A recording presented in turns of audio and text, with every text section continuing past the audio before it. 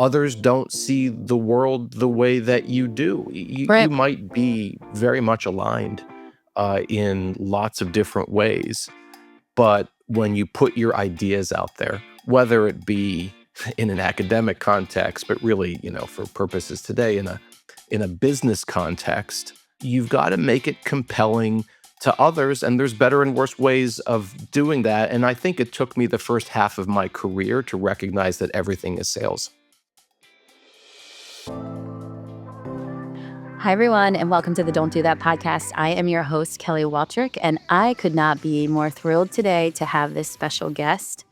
I have with me Brian Portnoy, CEO of Shaping Wealth, and he is special to me for two reasons. One, he is one of our favorite clients at Intentionally, but more importantly, when you embark on the entrepreneurial journey, you need somebody to talk to. You need somebody to bounce ideas off of. You need somebody to share your wins and your losses and your successes and your failures. And I'm lucky enough that we have found each other to be able to do those things. So welcome to the show, Brian. I'm really happy to be here. Awesome. All right. Well, you know, the premise of the show is that we learn better from our failures than from our wins. So let's kick it off and tell us, Brian, what are we not doing today? We are not buying into the belief that the best idea wins. We are Ooh. not buying into the belief that the work speaks for itself. And so I think, so that's a negative spin, but the premise of the question is negative. The positive perspective on it is that sales matter, and that in life, there's a sales component to everything, whether it's work or creation or love or really any dimension to life. Best ideas don't always win. The catchy phrase doesn't always win, that it's got to connect with others, and that there's an element of empathy that might not be easy to demonstrate some of the time, but that we need to lean into if we want people to really grab on to buy into the things that matter to us. Oh my gosh. As a marketer, you're hitting me at my core when you say the best idea doesn't always win, the catchiest phrase doesn't always win, because it is a constant battle with clients to get them to realize that being clear and being consistent and being thoughtful sometimes is just so much better than trying to knock it out of a park with a home run. But so this feels like it's coming from a place of deep learning for you. So tell me about like what made you choose the idea that the best idea doesn't always win as our topic for today? Yeah, I really appreciate the premise of the question, and in turn the podcast. So it actually gave me occasion, especially here at the beginning of a new year, to reflect on a number of things. And the thing is, I've been in the ideas business for 30 plus years now, because I started out in an academic career. I did a doctorate at the University of Chicago, and I wrote and I published and I debated and I communicated, and it was an ideas game. And I don't think I really understood it at the time. I don't think I fully understand it now, to be honest. But especially going back 30 plus years, when I was writing a master's thesis, then writing a dissertation, publishing papers.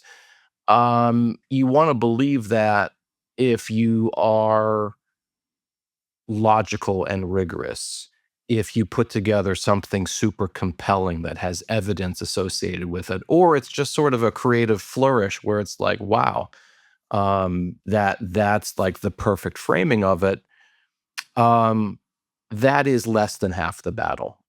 And the word I was going to say was unfortunately, so let me lean into where my heart was. Yeah. Unfortunately, that's just half the battle.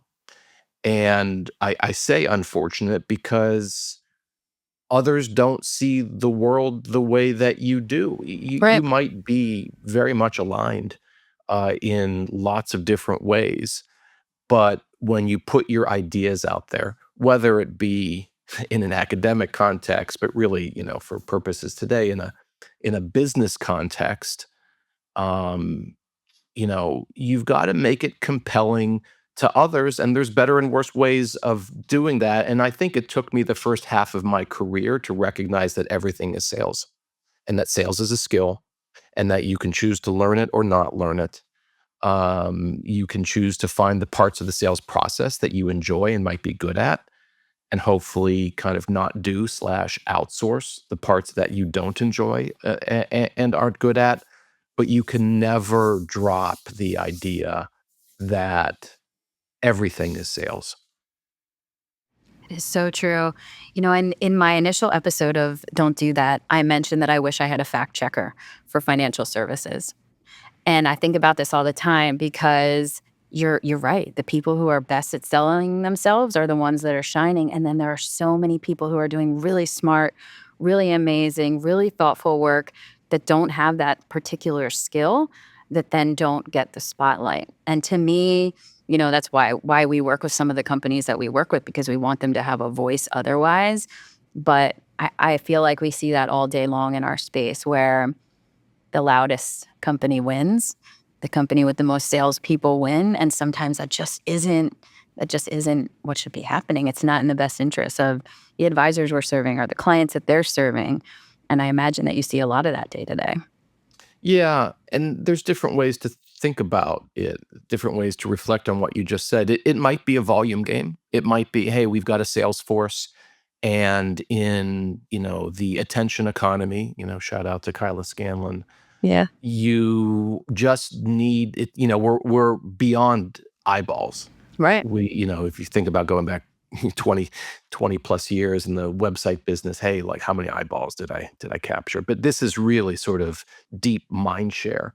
And maybe you do that by having an army of people telling some story, and ultimately your audience, sort of relinquishes and they buy into what you got. That's not a particularly appealing approach to me. Um, what I find more appealing is really thinking long and hard about what does somebody else need from you? What do they value? And is there a match between the idea and the product that you've put forth, and what's going to drive something of importance to them? And it's hard as a business owner, as an entrepreneur, as an idea creator to recognize that sometimes I just don't get where my potential customer is coming from. And it's on me to do the work. Yeah. If anything, everybody is busy beyond compare. We live in the busiest of times, the noisiest of times. Yep. And so cutting through all of that and interrogating your own value proposition so that you can increase the odds that it lands in the right way with the right audience is the heavy lift here. And I think it's shaping wealth. We have a fantastic idea. I wrote a book 8 years ago called The Geometry of Wealth. I coined the term funded contentment, that true wealth is the ability to underwrite a meaningful life. That is an idea that has had a lot of legs. People hear that and they're like, oh, that's something I want. It captures their imagination, but it is woefully insufficient from an entrepreneurial point of view to build a business on just the idea, because something I think you learn in this seat is that an idea is not a product and a product is not a business. Right. And so as you go up that chain, what are you going to do to understand what your potential client or customer needs, and then frame or reframe or even start from scratch with, okay, how am I going to deliver something that matters to them? So two things you said there hit me. One is that we're in the busiest, the noisiest time ever. It's wild and it's constantly evolving, right? Like the ways that we got to our target audiences last year need to be built upon this year. You can't sort of rest on your laurels. You have to keep building and you have to keep evolving. You have to keep changing. Now we're adding podcasts and we're putting voices to blogs and we're doing more video and we're going to more events, and it's just insane to keep up with. So I think that that's something that our listeners really need to think about, is that when you're building a brand, when you're trying to get to your audience, it's something that you have to constantly build on and constantly evolve. I think you see that every day. I've watched you go through that process as an entrepreneur over the last couple years, which has been really fun for me. Um, and I see others struggling with trying to keep up with that.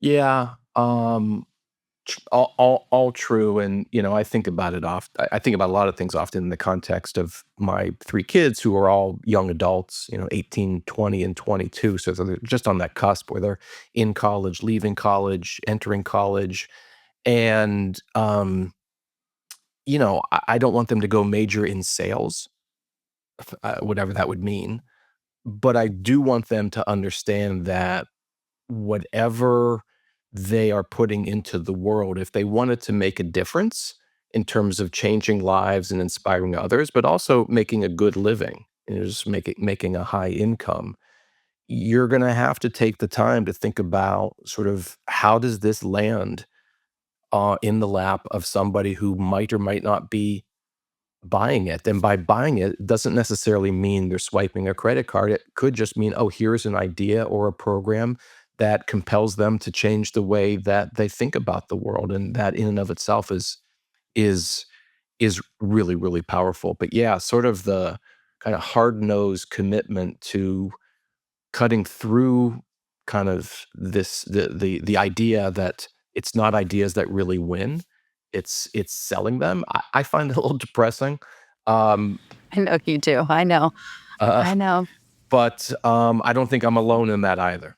I don't think, I'm the only person that wishes it were a little bit different, but I do look at, firms and people in the same industry, and some seem to have much more traction than others. I look at the traction we've got in our business, and it seems to correlate pretty highly to sort of leaning into creating a very quickly understandable value proposition for the client, which has to be communicated through a sales and marketing process. Yep, that's very true. Okay, so I watched you evolve what that looks like for shaping wealth this year. You started this year with what I think is the clearest vision you had for what you're bringing into the world. Do you want to just give everybody a quick overview of what that looks like and how you came to that over the last couple of months? Couple months, couple years, All more than right, a all couple right. years. Yeah, and it's funny because internally I'm pushing myself and the team to think hard about this. I don't think we'll ever be done. I mean, we're not selling, cheeseburgers where, you perfect the recipe and you hope people love it and then you sell as many as possible. We're in a services business, we're in experiences business, whatever that means. I mean, the short of it is that we started with I started with this idea of funded contentment for everyone. When I think about my community, when I think about my kids, I think about sort of how hard it is to get by financially, but that a lot of the happiness we do or don't get in our financial lives is as much, if or if not more, about mindset than it is about the exact numbers on your balance sheet. And that's that funded contentment idea. Well, okay, people find that compelling, and then they might want to take a course or listen to a lecture, or hear me give a speech on something related to that, or more broadly, this field of quote unquote behavioral finance, which is a fancy term for sort of the psychology of money. Um, Again, ideas without necessarily a product or a business. Fast forward to these last few months, Kelly, the conversations we've had behind the scenes, ultimately what I'm trying to do is be a service provider to the global wealth industry. There's hundreds and hundreds of thousands of financial advisors and millions of professionals in this space who are not only trying to improve the lives of their clients, they're trying to have a great career themselves. And so, what I've realized, and by the way, if we had this conversation in 6 or 12 or 24 months, I think the narrative will change because it's always changing a little bit. Yep. But what I've realized is that, what we are is an investment in their human capital. And that this is, it's a people business, which is kind of a casual thing to say, but like in a more rigorous sense, we help people revalue their human capital in Yep. order that they can deliver. better services and experiences to their clients, but also just have a great career themselves. And the more that we frame kind of our core ideas based in philosophy and theology and all the great ideas that I really love, that my team is expert in and really love.